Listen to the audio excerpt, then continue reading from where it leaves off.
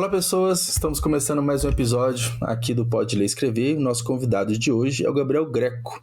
Ele é um ex-programador que hoje em dia transita entre a música, a poesia, artes plásticas e a escrita. E sua trajetória nas artes é marcada por prêmios e participações em renomados salões de arte, tanto no Brasil quanto no exterior. Em 2021, ele fundou o site Tosembanda.com, que é o primeiro classificado de músicos do país. Alcançou um enorme renome, visibilidade e destaque em programas de TV, como no famoso programa do Jô, onde foi entrevistado 2 vezes. Hoje dedica-se às artes visuais e à literatura e acaba de lançar seu primeiro livro, Smartland, O Outro Lado da Tela. Na obra, Gabriel reflete sobre os efeitos do mundo digital nas nossas vidas, abordando temas como redes sociais, depressão e vício em telas, levando o leitor a uma imersão nas complexidades da vida contemporânea. Gabriel, seja muito bem-vindo. Tudo bem com você? Tudo ótimo, muito obrigado. Agradeço o convite de estar aqui, Juliano. Obrigado aí. E acho que é um canal, um espaço maravilhoso para a gente expor nossas ideias, né? Para explicar também sobre os nossos trabalhos e espero que a galera curta. Sim, sim. E até aproveitando, né, que, bom, a gente tá gravando aqui em vídeo, né, e não tem como a gente não observar, né, atrás, o seu cenário, seu ateliê, né, então, você que é um artista plástico, né, tá aventurando agora na literatura e as artes, eu imagino que para vocês são todas muito misturadas ali, né, desde o seu passado ali, na programação, com site para músicos e tudo, como que tudo surgiu assim na sua vida, como tudo foi se misturando, você foi pulando de um lado para o outro, como que foi? Contextualiza a gente. Foi tudo assim muito misturado mesmo, assim, eu sempre desenhei muito desde criança, né, desde criança gostava de desenhar, gostava de fazer muita caricatura, charge. Na adolescência eu comecei a fazer charge de professores, assim, e um pouco mais velho, cheguei até a mandar charge para jornais locais. Enfim, o desenho sempre esteve muito presente na minha vida, como a tecnologia também. Acho que todo mundo aqui que é da geração, eu já passei dos 40, estou com 43, então a gente sempre acompanhou essa evolução tecnológica muito de perto. Nós somos grandes entusiastas de toda essa tecnologia, né? A gente viu tudo acontecendo. Então, o desenho e a tecnologia sempre esteve comigo. Eu, muito novo, junto com o desenho mesmo, na mesma época, enquanto eu fazia caricatura, eu estava já aprendendo a programar. Já fazia jogos de computador, já tinha um grande interesse, né, pela programação, não só programação HTML ou de programas de computador mesmo, mas também para eletrônica, mecatrônica, robótica, isso na década de 90, né? Isso tudo sempre foi muito misturado na minha cabeça, né? E muitas vezes uma coisa atrelava a outra. Eu pegava as ideias de desenho, de design, e atrelava a programação, e tudo foi se transformando. A arte ela foi se misturando com a programação e tudo mais na minha vida. E hoje em dia já não programo mais, assim, né? Aconteceu aqui no final da década de 90, início dos anos 2000, eu comecei a trabalhar muito com site. Eu já estava lá com meus 20 anos, e aí eu criei esse site, Tosembanda.com, que foi um mega classificado de música, porque na verdade eu fiz um site para conseguir um músico para minha banda. Eu fazia outros sites, né? E aí eu fiz um site básico, assim, vou botar na internet uma página e falando assim, preciso de baterista para uma banda de punk rock, que era a minha banda na época. E aí esse site comecei a receber e-mail de outros músicos querendo, bota meu anúncio aí junto, vai divulgar. E aí eu comecei a me ligar, isso daí daria uma coisa, um portal, uma coisa, mas vou sair botando anúncio de um monte de gente, era tudo de graça, né? Sem banda, sempre foi de graça. E cara, quando eu fui ver, a parada já estava crescendo demais, já era uma popularidade muito grande, assim, aqui no Rio de Janeiro. Depois foi indo para São Paulo, a internet não tinha, embora naquela época a internet fosse bastante precária, né? A gente não tinha nem 1/3 do recurso que a gente tem hoje em dia, né? E foi crescendo, foi virando várias pautas para jornais, revistas, até que eu fui parar no programa do Jô. E eu, como programador, fiquei viciado, eu era viciado em programação. No site eu também botava minhas charges na época, ligava uma coisa com a outra. E eu ficava 24 horas pensando em criar recursos para os usuários do meu site. Legal. Recursos do meu site. Eu ficava 24 horas mesmo, programando, criando coisas. Na época, assim, o que acabou virando uma grande rede social, numa época que nem existia essa palavra, né? Sim. Eu criei muitas coisas ali numa época que ainda não existia. O próprio stream, que só veio ganhar essa palavra na popularidade há poucos anos atrás. A gente já trabalhava, eu e minha equipe lá, a gente já trabalhava com streaming, que as pessoas, não sei, as mais novas, antigamente, para você ver um vídeo na internet, você tinha que baixar o vídeo inteiro para o seu computador para depois assistir. O streaming permite que eles façam o download e você vai assistir. Enquanto assiste, né? E na época isso não existia muito. Eu fiz um site, fiz uma TV online, enfim, foi uma revolução assim mesmo, assim. E aí eu fui parar no programa do Jô e eu ganhei muito patrocínio na época. Legal. E eu ficava 24 horas, qual era a minha função do site, dono, e enfim, eu junto lá da minha equipe, que eu acabei formando mais tarde, a minha função principal era fazer com que as pessoas ficassem viciadas no meu site. Olha só que coisa doida. Sim, sim.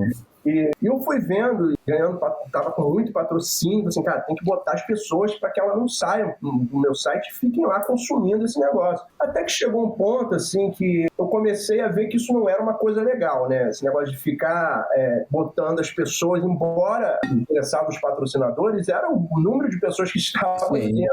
Só que eu era uma coisa meio maluca, assim. Por mais que eles queiram isso, eu não acho que seja uma ideia legal. Deixar qualquer pessoa viciada ali, porque o site começou a fugir um pouco do objetivo principal, que era formar a banda, e começou a virar até site de namoro, um monte de coisa. Sim. Que acaba que as pessoas vão meio que moldando ali o site, né? Porque quanto mais pessoas tem ali, às vezes utiliza uma função, sei lá, um fórum de discussão, ele começa a virar para outro propósito que é diferente daquele inicialmente pensado, né? Exato, e eu parei um pouco de me preocupar com a formação da banda. Quando fui ver, assim, formava-se bandas ainda, mas o objetivo principal já tinha se espalhado. Assim, não, o nosso site, eu tô sem banda, é para formar banda. Então comecei a criar outros tipos de campanhas na época, forme sua banda, vá fazer um show, vá tocar numa roda de amigos. Eu comecei a deixar o site muito mais objetivo, até a forma como se navegava no site eu deixei mais objetivo para criar uma coisa de formar banda e ser funcional, uma coisa completamente funcional. E com isso veio a invasão dos sites gringos, MySpace, MySpace, 2003, depois de 2004 veio o MySpace, 2005 Facebook, teve uma invasão, o próprio YouTube. Essa invasão toda, eu comecei a perder muito patrocinador, e eu ajudei a perder patrocinador porque eu estava focando em outras coisas, em coisas do objetivo de não manter as pessoas no site, porque hoje em dia as grandes redes sociais, elas funcionam coletando nossos dados, mantendo a gente ali viciado. E eu fiz o caminho inverso, fiz o errado que eu tinha que fazer. E aí, mais tarde, isso, agora falando já das artes plásticas, eu comecei a pegar toda essa minha experiência, tudo que eu senti ali na época, e comecei a fazer o meu trabalho nas artes plásticas. Ele não chega a ser algo assim de você ficar diante do meu quadro estudando as camadas, vendo os mistérios da obra. É sempre muito... É quase como uma charge, uma coisa que ela é muito direta, né? Ela é muito crítica, direta, e ela fala muito mais sobre o comportamento do ser humano do que a arte em si. E acaba sendo muito artístico também. Então, eu comecei a fazer uma observação sobre a minha pesquisa artística, já há muitos anos.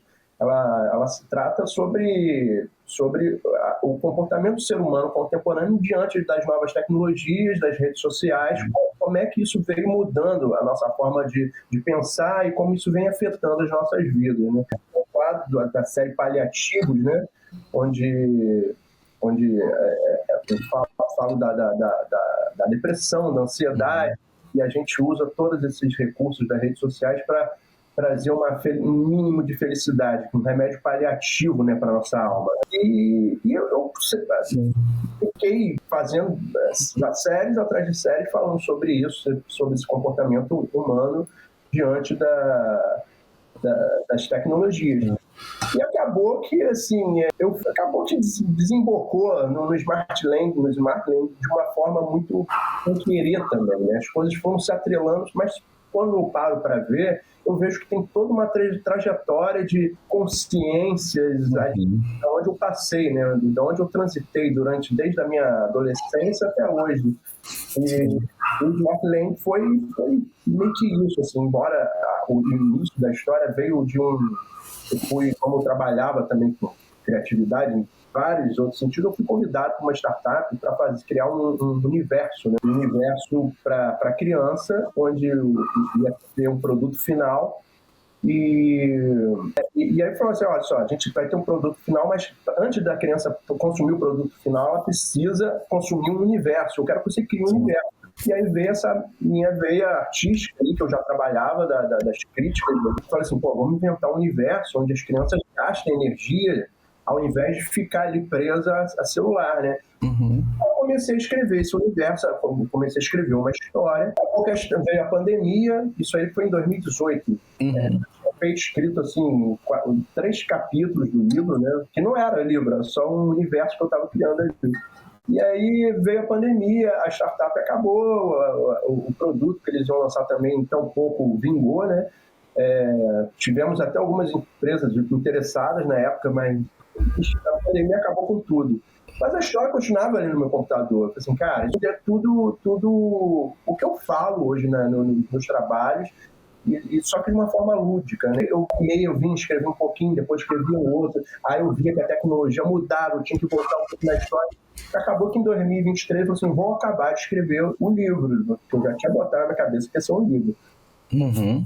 E aí eu terminei e virou esse livro aí que eu estou assim, adorando, assim, momento. É uma nova experiência, né? É uma novo tipo de arte, né? Então você descobre não só a questão de processos editoriais, mas como lançar, como mostrar a experiência de quem está tendo o livro em mãos, né? É algo completamente novo, né? Eu acho que é uma forma explicativa, de uma forma muito, muito lúdica mesmo, do que é o meu trabalho nas artes plásticas. O livro ele concretizou assim bem todos os meus pensamentos, todas as minhas pesquisas de anos. Eu acho que eu consegui botar ali. Eu acho que ficou uma coisa. Eu fiquei muito satisfeito com o resultado final, né? De como a história se fecha, embora nesse primeiro livro parece que ela acaba ali, mas eu tive que interromper no meio. Na verdade, acho que a história dá até para fazer uma trilogia inteira, né? E é interessante pelo que você falou, né, Gabriel? Desde da época do site, né? Do Tô Sem Banda, chegou num ponto que você estava criando algo que você estava sendo contra e que hoje é um grande problema, né? Que são pessoas ali direto... Antigamente era... Eu lembro que eu voltava da escola e entrava direto no Orkut, né? Não tinha celular, não tinha smartphone, e chegava em casa para conectar. Então era o princípio daquele vício direto em redes sociais, em tela. Então você começou a ver esse movimento, né? Você até comentou, você foi contra esse movimento, né? Começou a refletir sobre o que o site estava virando. Então você viu toda essa evolução e o quanto que nós ficamos dependentes disso, né? Na época, assim, a gente não existiam os smartphones que tem hoje. Nem eram smartphones, né? Eu não imaginava, assim, a proporção que isso iria dar. Eu só achava estranho. Eu não posso dizer que, nossa, eu tive uma visão naquela época. Não é bem longe disso. Mas eu achava estranho o comportamento disso e conforme as coisas foram andando, né, nessa trajetória toda de redes sociais, tecnológica, eu fui vendo aquilo que eu já tinha reparado lá atrás. Sim, né? sim. As pessoas começaram a ficar cada vez mais dependentes disso, né? Sim. Talvez um pouco mais não, né? Mas certamente mais potencializado, né? Porque tá cada vez mais integrado no nosso dia a dia, a certo ponto que a gente não consegue muitas vezes separar e ficar sem. Porque ainda nessa época, né, dos primórdios das redes sociais, a gente às vezes tinha uma limitação de horário, né? Podia conectar só no fim de semana. Às vezes os pais conseguiam colocar limite nos filhos, desligando o computador. Hoje perdeu-se muito esse controle, eu imagino, né? E tá tão inserido em todas as idades que a gente não consegue ver o quão mal isso faz, porque quem está do nosso lado está igual a gente, então a gente não tem é difícil ver parâmetro, né? Quem tá bem, quem tá mal, quem, enfim, tem algum problema relacionado a isso, então talvez seja até mais difícil enxergar esse diagnóstico, apesar que fala-se muito sobre isso, né? Tem cada vez mais estudos, né? E até quem, né, igual você escrevendo literatura sobre isso, relacionando, né? Tempo em tela com problemas comportamentais, doenças mentais, né? Antigamente a gente tinha, você falou, a gente tinha que esperar conexão, tinha que esperar. Isso tudo afeta de uma forma absurda, né? Eu falo que a gente perdeu a gente não faz mais exercício da paciência, né? Antigamente a gente exercitava a paciência meio que sem querer, mas a gente era obrigado a fazer aquilo. E a gente era obrigado a esperar um desenho começar só no dia seguinte, a gente viu um capítulo hoje, esperar o dia seguinte, tinha que esperar o correio chegar. Não estou falando que isso tudo é bom, acho que a tecnologia trouxe muitas coisas boas que agiliza, né?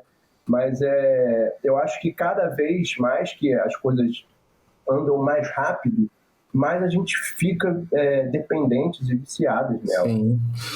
E tem uma questão também que no início ali da revolução digital, a gente tinha uma impressão e realmente acontecia a gente se aproximar das pessoas, né? Parentes que moram distantes, né? Às vezes nas férias escolares você consegue se conectar com seus colegas e tudo, mas chegou num ponto que isso trouxe um distanciamento também da realidade, né?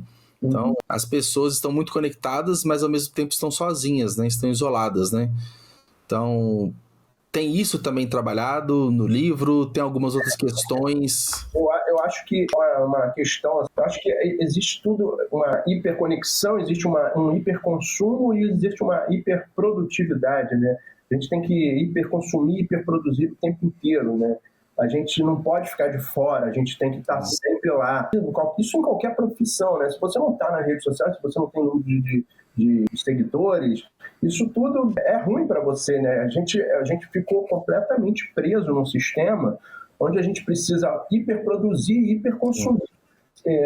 Isso traz muita coisa, isso mexe com autoestima, cognição, vai afetando várias formas no corpo, né? Eu acho que uma das coisas que mais afeta, assim, talvez seja a cognição mesmo, né? Eu costumo dizer que isso daí eu não botei no livro assim tão diretamente, mas eu falo normalmente nos meus trabalhos, enfim.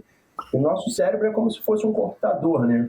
Um PCzão mesmo. E a gente imagina que se a gente um computador e começa a encher de fotos, de vídeo, de arquivos temporários, de tudo, arquivos de música, você começa a encher, o que acontece com o computador? Ele começa a ficar lento, né? Ele não consegue processar aquilo tudo, aí você vai vai fazer alguma ação no computador, vai abrir uma calculadora, vai pedir para ele fazer 1 mais 1, para fazer aquela conta básica, o computador fica ali com aquele reloginho rodando, não consegue. Porque está cheio de informação, está cheio de arquivos, está cheio de vídeo. Nosso cérebro ele funciona meio que mais ou menos parecido com o computador. A gente, tudo, sem fazer nada, sem tecnologia, sem nada, nosso corpo já está recebendo estímulos visuais, de som, sonoros, né? De tato, de cheiro, e tudo isso gera um arquivinho aqui dentro do nosso cérebro, né? Isso já causa alguma coisa ali que já é guardado em algum lugar do nosso cérebro. Agora imagina se você pega um celular e pega um TikTok da vida, que são vídeos curtíssimos, você começa a passar para cima. Por mais que aquilo não te diga nada, aquilo ali, cada imagenzinha daquela que você está vendo, está entrando em algum lugar do seu cérebro. Está entrando, é de lixo que está entrando ali. E chega um momento que vão pedir para você fazer uma conta ou resolver algum problema, você vai ficar travado. Pô, mas eu fazia isso tão fácil. Isso vem acontecendo. A gente vê altos índices, né, de crianças, jovens, adolescentes com TDAH, até adultos também. Isso tem sido uma realidade hoje em dia, né? E eu acredito muito, eu não sou nenhum científico disso, eu sou um pesquisador de arte, né, que faço minhas artes plásticas, eu faço a minha visão do mundo sobre isso, mas eu acredito que isso afete, sim, dessa forma, assim, que eu expliquei, talvez com o computador, talvez dê até para entender um pouco. Todo mundo se sente. Não, eu concordo, Gabriel, porque a gente muitas vezes se sente culpado de não estar produzindo, às vezes de noite, num fim de semana, Porque a todo momento a gente está consumindo conteúdo que vai falar de produtividade, pode não ser explicitamente, mas a gente está assistindo pessoas teoricamente produtivas, produzindo conteúdo, entregando algo pra gente, a gente fica nesse consumo desenfreado e quando a gente tem um momento de lazer, às vezes um feriado também, a gente se sente culpado muitas vezes de não estar fazendo algo, entre aspas, útil, porque a gente não está consumindo tela, às vezes não está nessa loucura, nesse ritmo tão acelerado de hoje, e chega uma hora que a gente vai começar a travar, né? Que aí vem os problemas, né? Um burnout, um diagnóstico de TDAH, depressão, diversos outros, e fora má alimentação, um sono ruim, que são problemas, entre aspas, menores, mas que vão trazer um impacto maior lá no futuro, né? Então, é muito complicado, que eu tô começando a pensar que a gente tá chegando num ponto que é difícil reversão, né? Que é difícil sair disso. Você também tem esse medo que a gente tá chegando num ponto difícil de voltar atrás? Eu acho tão difícil, porque pelo fato do negócio ser viciante mesmo, assim, porque quando a gente entra numa depressão, a gente, é o que eu falo do paliativo aqui atrás, né? Quando a gente entra nessa depressão, nessa ansiedade que a gente vive, né? A gente vai atrás de algum prazer, né? A gente vai atrás de alguma coisa que gera prazer pra gente ficar feliz de novo. O que gera um prazer espontâneo, fácil, instantâneo, rápido hoje em dia? São umas curtidas. Você vai fazer o quê? Eu preciso me sentir bem. Você vai postar alguma coisa para que aquilo ali tenha algumas coisas. Por mais que tenha 10 curtidas, só aquelas 10 curtidas já te levou para um outro estágio. Então, e quando isso acaba de novo, essas curtidas vão acaba aquela dopamina que você sentiu ali na hora, você vai voltando a ficar triste e vai precisando de mais.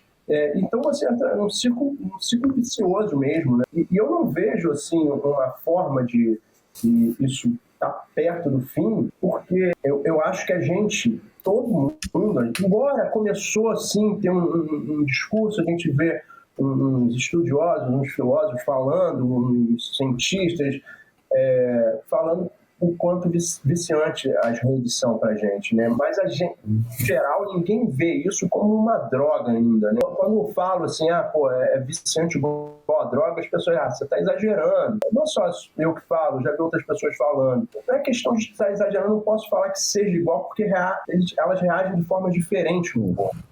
Mas causa um mal, assim, de forma diferente, claro, mas causa mal. E no momento que a gente não vê a diferença da droga e da rede social, é o seguinte, porque a droga, quando o usuário de droga vai lá e consome a droga, ele sabe que está consumindo droga, sabe que aquilo está fazendo. É uma coisa muito consciente.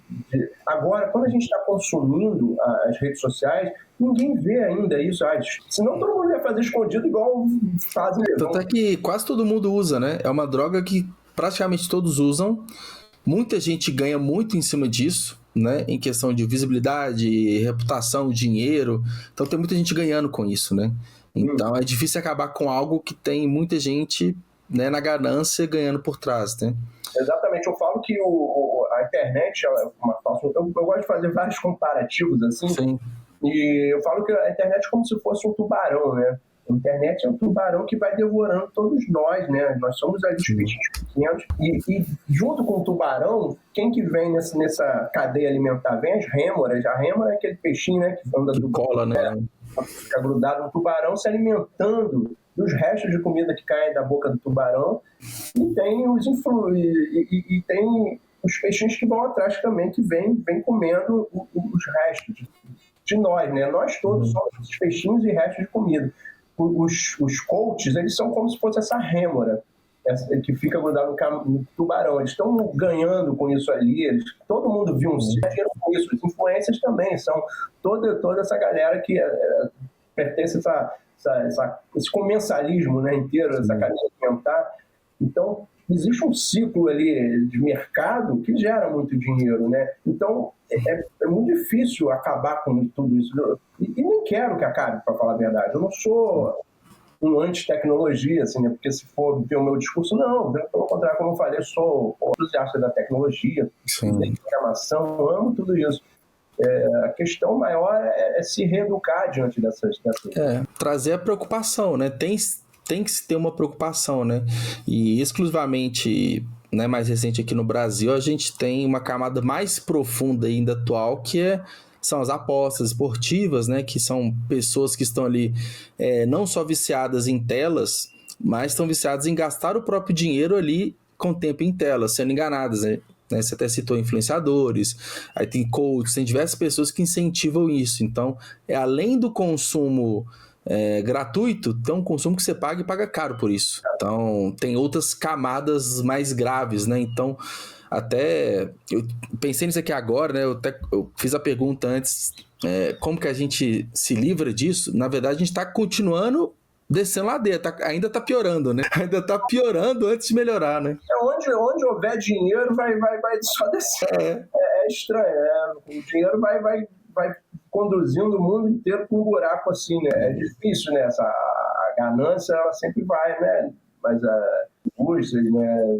Vão querendo sempre ganhar com o que está deixando o pessoal ali viciado. Né? Mas e no caso do Smartland, ele é um livro com público-alvo ali mais jovem, adolescente, ou os pais, ou pessoas mais velhas? Tem um público específico ali? Eu comecei, tô até com ele aqui. Legal. Fui eu que desenhei a capa, inclusive. Não, bem bonito, bem bonito. Então, eu comecei escrevendo ele, como eu falei, né? Era para criança, né? Era para eu criar um universo infantil, né? Só que no meio da história toda, eu fui vendo que, pô, não caberia para ser uma coisa infantil. Eu comecei a aumentar um pouco. Hoje em dia, aí eu comecei a botar muitas influências dos livros e filmes que eu via na década de 90, vai desde de Volta para o Futuro até, sei lá, Conta Comigo, vários filmes clássicos da década de 90, até literaturas como até o Harry Potter mesmo, ou literaturas clássicas como Moby Dick, Pequeno Príncipe. Enfim, eu comecei a botar toda um pouco de uma pitada, Senhor dos Anéis, tem tudo que eu botei aqui, tem uma grande influência desses filmes e livros mais da década de 80, livros clássicos também. Então, acho que ficou a régua da idade da faixa etária subiu um pouco. E hoje, a faixa etária subiu um pouquinho. Hoje eu falo que é adolescente, mas serve para adultos também, a galera que gosta de... Pô, hoje a gente vê Star Wars, não tem idade, né?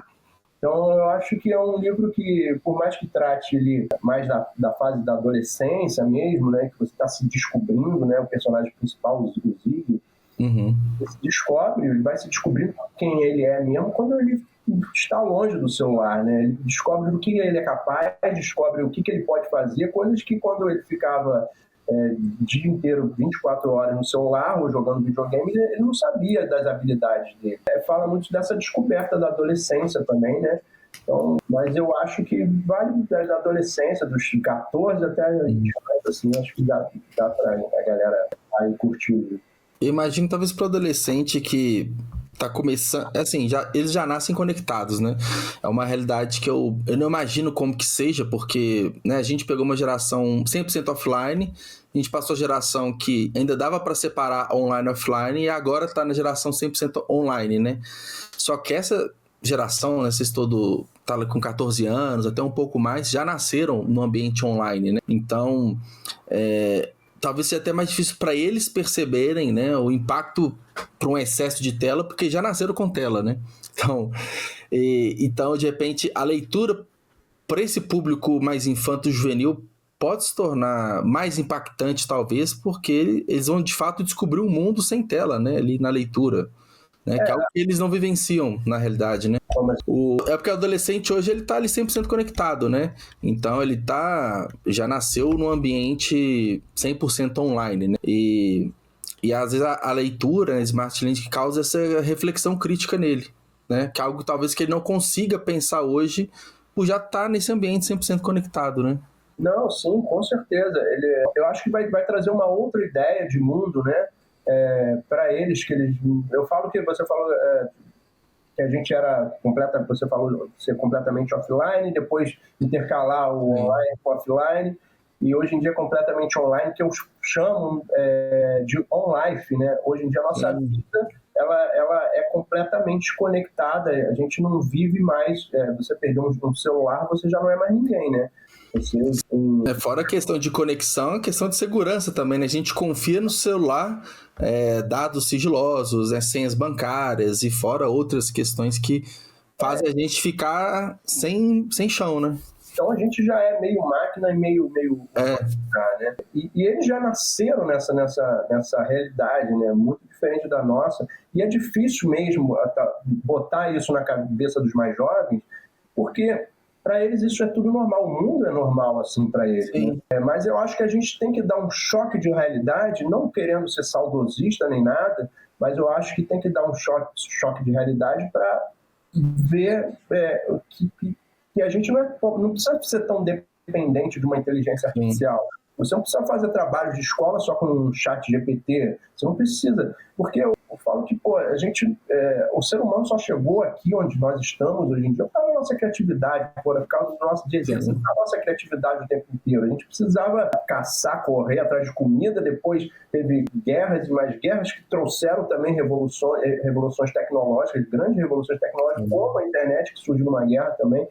E eu acho que é focar um pouco nessa questão de que a gente precisa dessa humanização ainda, a gente não pode largar. É só chamar a atenção, não estou querendo acabar com tudo isso. O meu pensamento é completamente contra a tecnologia. É saber que a gente tem uma criatividade, que a gente pode pensar sozinho, que a gente não precisa só de máquina. Eu acho que existe o que está começando a acontecer agora, é uma mudança na forma de criar coisas. Né? Hoje em dia, antigamente criar um negócio você tinha que pegar, construir. Hoje em dia a sua criatividade começa a trabalhar de uma forma diferente, né? Uma forma imperativa, né? De você mandar um chat GPT fazer o que você quer. É uma conversa ainda muito nova, né? Assim, eu não sei, talvez nem...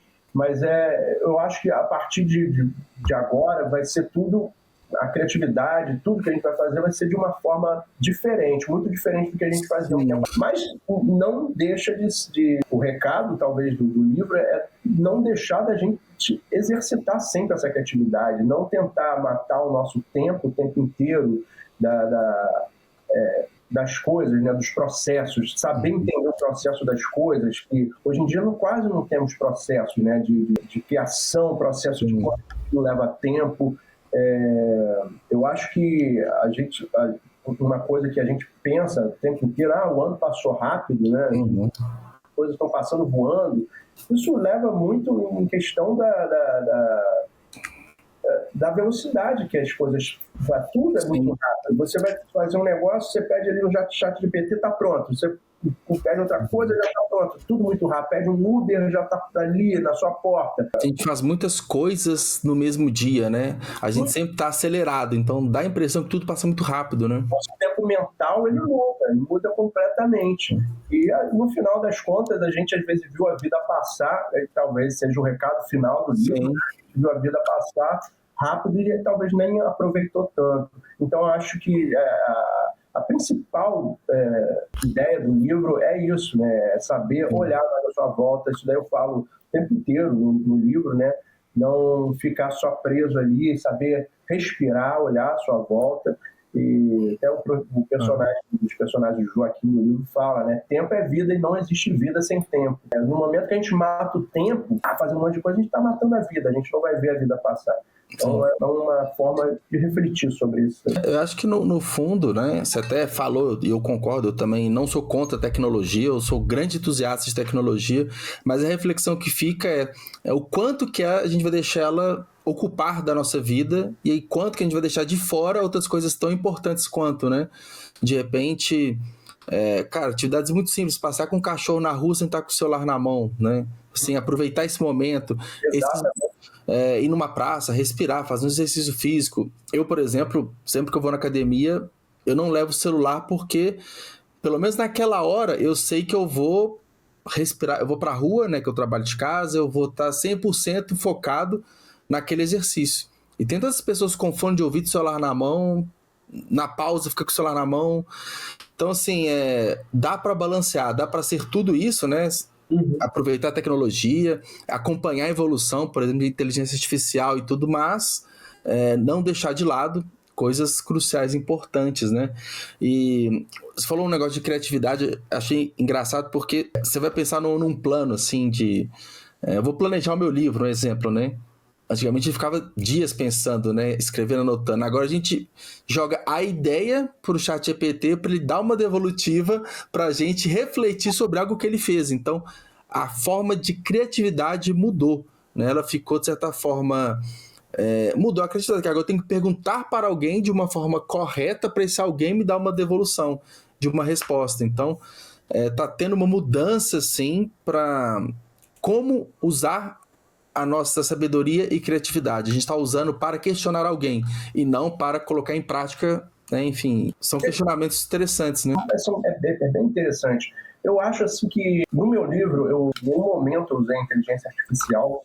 Eu fiz questão aliás, só fui conhecer o ChatGPT depois que eu terminei ele. E eu me surpreendi muito, assim, né? Eu achava, como eu já era um grande crítico disso tudo, tinha um amigo meu que usava para tudo no trabalho, né? Aí ele me mostrou letra de música, me mostrou um monte de coisa que fazia. Aí eu, caramba, eu achei sensacional, né, cara? Eu lembro, quando comecei a estudar em programação, um código chamado IHTML, que era o início da inteligência, muito engatilhado da inteligência artificial. E como eu gostava daquilo, então ver aquilo acontecendo era interessante, né? Assusta, né? Assusta no começo, né? Pelas possibilidades, né? É bem assustador. E eu acho que na arte ainda, eu acho que a gente tem que sempre se reeducar mesmo. É muito difícil de fazer isso, de não recorrer a esse recurso, entendeu? Eu, depois disso, só para deixar claro, eu recorri ao ChatGPT várias vezes, não tem problema nenhum falar sobre isso. Acho que é super normal. Recorri em questões de fazer projetos de artes plásticas, de exposições que eu faço. Mas, ao mesmo tempo, eu me sinto assim, eu acho que é um pensamento meio antigo, eu me sinto assim, meio assim, eu não posso aceitar isso, sabe? Eu tenho que desenvolver isso. E eu acho que no momento que, dentro da arte em geral, quando a gente ficar recorrendo, eu acho que vai evoluir, vai melhorar muito, cada vez mais a inteligência. Mas no momento que ainda tiver, talvez, por exemplo, na pintura, uma coisa que talvez sejam os erros, né? Que não são erros, é a forma humana de ser, muito orgânica ali, ver que talvez seja uma impressão digital ali na tinta, alguma coisa assim. Num solo de guitarra, a gente vê o cara errando, às vezes deslizando uma nota assim, meio para fora, que acaba sendo o feeling da música, né? Dentro da arte, eu acho que essa humanização ela é muito rica, talvez venha de uma forma contrária, ganha até mais valor. O que for feito com as mãos, o que for feito de forma mais humana, eu acho que vai ter muito mais valor do que talvez algo que foi feito por uma inteligência artificial. Mas acredito também que a inteligência artificial vai trazer muitas evoluções para a humanidade, principalmente na parte científica, né? Sim. A velocidade. Eu acho que a gente não pode perder o questionamento, né? O senso crítico, né? A gente não pode deixar de questionar. Mas o questionamento não quer dizer que a gente não vai usar, né? Mas é questionar, ver até que ponto, né, a gente julga ser interessante ou não. Você usou o exemplo da pintura, né? Então, qual que será o momento que colocar pincel, tinta, né, o Canva ali, o quanto que isso vai se perder em detrimento de uma imagem pronta de uma inteligência artificial, né? Mas eu fico pensando às vezes também que esse questionamento que a gente está tendo hoje talvez tenha sido o questionamento de décadas atrás, quando começou a linha de produção, você fazia os produtos exatamente iguais. Aí você não tinha mais aquela produção artesanal de tudo, né? Seja de um veículo, né? Carroça, veículo ou qualquer outro tipo de produto que ficou automatizado via máquinas, produtos todos iguais e perdeu o handmade ali, né? A parte que você via imperfeições e detalhes porque foi feito à mão. E a gente tá nesse meio hoje, né? De produções e acaba que o que é produção manual tem mais valoração comercial, né? Às vezes carrega um sentimento ali por trás, carrega todo outros aspectos, né? Então, por isso que eu falo que talvez dentro da arte, né? Porque a arte, ela vem da alma, ela vem da consciência humana, né? eu acho que dentro da arte ela vai ganhar mais valor, ela vai ter cada vez mais valor, porque a arte ela precisa ser humana, não tem como ser. A inteligência artificial vai criar imagens, vai criar até camadas de tinta, pode criar isso até em termos de, sei lá, de uma máquina fazer uma pintura com a ajuda de inteligência artificial, vai fazer, mas vai sempre estar liberando fake, né? Agora, em produção de produto, como você falou, eu acho que é diferente. Acho que o produto é uma coisa mais fria, você precisa produzir em larga escala, você precisa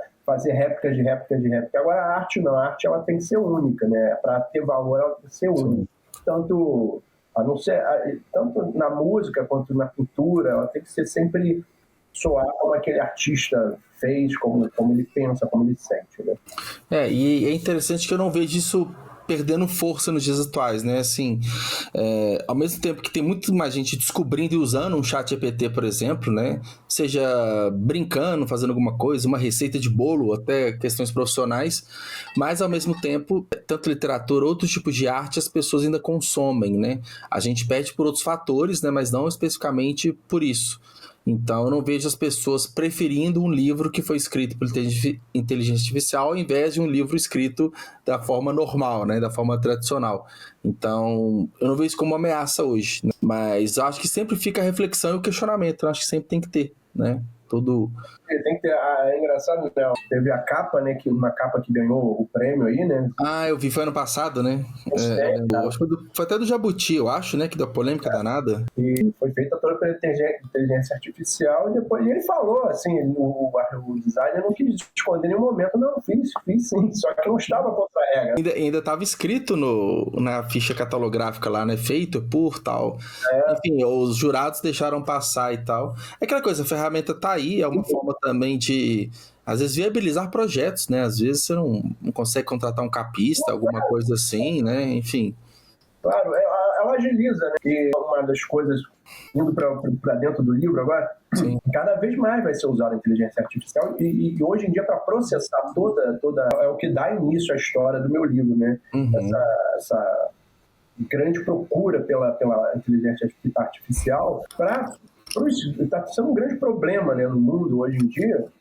Os grandes data centers do Google, de outras grandes empresas, fornecer energia elétrica, né? Porque para processar tudo isso, as máquinas aquecem, sobrecarregam, e está tendo um problema grande no mundo de energia elétrica. Sim. E é daí hoje a ideia do livro, né? Quanto mais a gente for consumir a inteligência artificial, mais vai precisar de energia do mundo e vai chegar num momento que o mundo talvez não vai ter energia suficiente para esfriar essas máquinas, deixar elas sem sobrecarga. E é daí que dá início a ideia do livro, né? A inteligência artificial, com uma falta de energia no mundo, ela começa a consumir energia humana, né? Então é daí que a gente consome inteligência artificial e depois ela vem consumir a nossa energia, né? Mais ou menos parte toda a história de... Uma premissa legal, bem interessante, bem interessante. E, Gabriel, e o seu livro, né? Você mostrou ele, inclusive, muito legal o projeto gráfico, gostei bastante. Onde que ele está sendo vendido? Quem está nos ouvindo aqui, quiser comprar, como que faz? Ele tá em pré-venda ainda, né? Tá no site da minha editora Telha, editorateliha.com.br. Tem um site também, Smartland, o outro lado da tela, é isso tudo, o outro lado da tela.com.br. E na Amazon também, mas você encontra em várias outras lojas online aí, mas tá em tudo pré-venda, e depois vai rolar um lançamento ainda, já não rolou um lançamento físico. Tem data já de lançamento? Estou para marcar essa semana, inclusive. Mas... legal. Mas vai ser esse ano ainda, já está no... Ainda em novembro, só que ainda está tudo meio em cima da hora, porque deu uma atrasada. Mas já pode comprar, vai chegar na sua casa aí. Sim. Como o lançamento está próximo, né? Então, fazendo a pré-venda agora, imagino que não demore tanto, né? Não, mas vai rolar e vai ser bem legal. Está sendo bem legal assim, na aceitação das pessoas, um pouco feedback que eu já tive. Foi lançado aí há 15 dias por aí atrás e já estou tendo uns retornos assim, a galera está gostando. Tive uma resenha bacana também no UOL, no site da UOL. Está sendo bem legal, está sendo bem visto assim, primeiro livro, assim, onde eu sempre escrevi, as coisas que eu escrevi eram música, poesia, e eu fazia muito roteiro de quadrinho também. Aí quando eu passo para um livro, a gente vai ficar meio inseguro, assim. Tudo é novidade, né? Tudo é primeira vez, né? Com certeza. Então, o feedback que eu estou tendo está sendo muito bom. Estou muito feliz. Queria agradecer a toda a galera que tem me dado esse feedback aí. Está sendo bem legal aí, está sendo uma experiência nova. E que certamente vão ter outras, até porque, como eu já falei, Smartland não acaba nesse livro.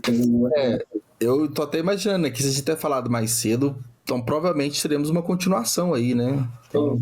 Não sei se vai virar uma trilogia, mas eu sei que tem mais um. E talvez vire uma trilogia. Quando eu terminei ele, na verdade eu não terminei, eu tive que cortar no meio a história e deixei um pedaço. E tem outro aspecto que eu costumo falar assim também, né? Que quando a gente publica o livro, né? Recebe o livro em mãos, aí tem feedbacks legais, começa a participar de eventos, tem evento de lançamento, a gente vai querer passar por isso tudo de novo, né? Porque é muito bom, né? É muito legal, né? Acredito que seja, né? Ainda estou bem no início, né? Mas é bom, assim, como nas artes plásticas, eu passei por vários processos também, né? Mas não larguei as artes plásticas, eu trabalho tudo junto ao mesmo tempo, tudo junto, e acredito que vai ser bem legal, tá sendo, né? Acaba que as artes se completam muito, né? Uma questão de processo criativo, né? De desenvolvimento de ideias, eu acho que tá muito interligado ali, né? Uma com a outra, né? Não tem como fugir, assim.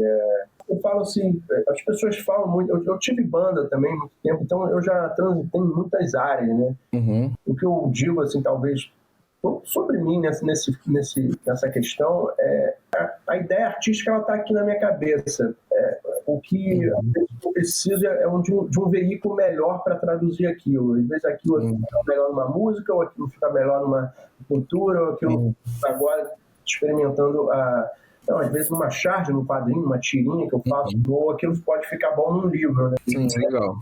Então é a forma, acho que talvez como o meu cérebro funciona, que eu só estou entendendo isso agora, né? Só estou entendendo como o cérebro funciona. É uma nova experiência, né? E é mais uma arte a ser integrada aí na sua vida, né? Que legal. Bom, Gabriel, queria agradecer a participação aqui no episódio. Gostei muito de conhecer a sua história, né? O seu livro também, e desejo sucesso no lançamento, né? No evento de lançamento e para os próximos meses aí que Smartland alcance o máximo de pessoas possível. Muito obrigado por ter participado. Eu que agradeço, assim, muito mesmo. Obrigado por seu tempo aí, obrigado por desde o início, contactar, falar comigo, conversar, para expor aqui as minhas ideias, o Smartland.